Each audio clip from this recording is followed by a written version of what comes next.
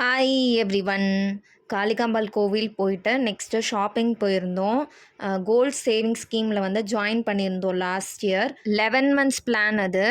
ஏப்ரலில் முடிஞ்சுது. பட் ஏப்ரலில் டைம் இல்லை, அதனால அப்போ பர்ச்சேஸ் பண்ண முடியல. ஸோ இந்த வீக் தான் வாங்குறதுக்கு போயிருந்தோம். ஸோ அந்த 11 மந்த்ஸில் வந்து 3 மந்த்ஸ் வந்து ஸ்கிப் ஆகிடுச்சு, பே பண்ணலை.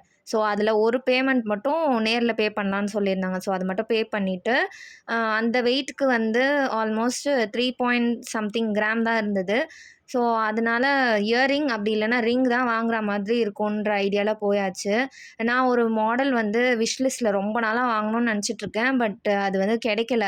அங்கே கேட்டதுக்கும் எந்த பிரான்ச்லையும் அவைலபிள் இருக்காதுன்னு சொல்லிட்டாங்க. அதுக்கப்புறமா அங்கே இருக்க இயரிங் மாடலில் வந்து கொஞ்சம் சூஸ் பண்ணிட்டு இருந்தேன். அண்டு ஆல்ரெடி ஒரு 2 கிராமும் பே பண்ணி வச்சுருந்தோம். அதுவும் 1 இயர் ஆயிடுச்சு. ஸோ மொத்தமாக சேர்த்து எடுத்துடலாம் அப்படின்ட்டு ஃபைனலாக இந்த 2 இயரிங் பார்த்துட்டு இதில் ஒன்று சூஸ் பண்ணியாச்சு.